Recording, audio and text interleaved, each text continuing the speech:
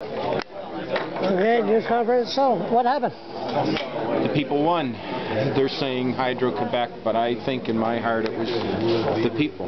Yeah, I think that's what changed them. I think the rally on, coincidences like that don't happen. That at the same time that the people created perhaps one of the biggest rallies in the history of the province, that it happened to crack at the same time at Hydro-Quebec. So I don't believe that. I think the people won, and I'm sorry that he didn't celebrate that aspect of this, because I congratulate him. I think he had a lot of courage to make this decision that he made, and I encourage him to keep the debate on energy alive in New Brunswick, that there's new and better ways to create energy, and this is a good thing. But again, I go back to saying that this was a victory for the ordinary citizen, and the coalition of citizen groups that led the charge on this need to celebrate today as a victory for the ordinary citizen. And now we need to go back and do it on pension reform, the way David Philliter did back in the 70s. He led a citizens group and caused the politicians to reconvene in the legislature and rescind their own pay increases. And we need that again. And if we do that, as I said before, we'll have a double home run. And I'm hoping they will look at that and rescind that decision.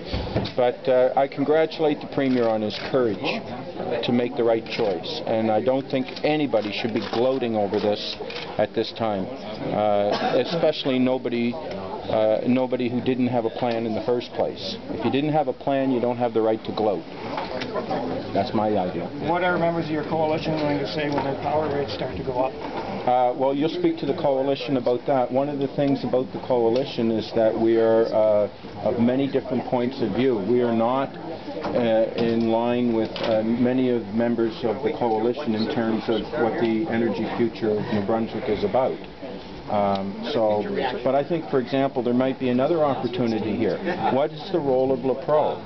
Perhaps we're along the way of decommissioning LaPro. Maybe we should continue on with the decommission of Point LaPro rather than refurbishing. And the Green Party is completely anti-nuclear. We do not believe that, well, we're seeing the results of having a nuclear policy in New Brunswick. The taxpayers are getting shafted with a long-term liability, not only financially but in health standards as well. So I think there could be another opportunity here. What do you think this means for the election?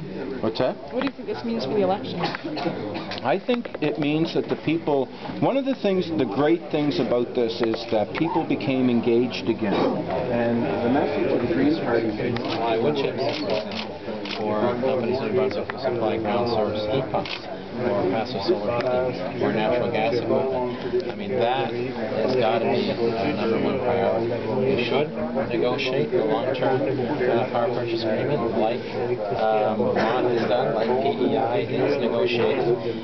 We've said that when the government first suggested they're talking to the environmental benefits, we said there is no reason absolutely to sell off these power publications, events, and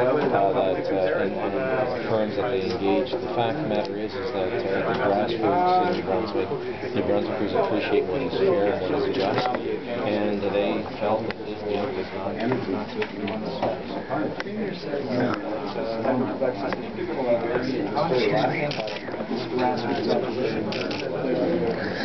But now it needs to happen. It needs to carry on in terms of all the other election, etc.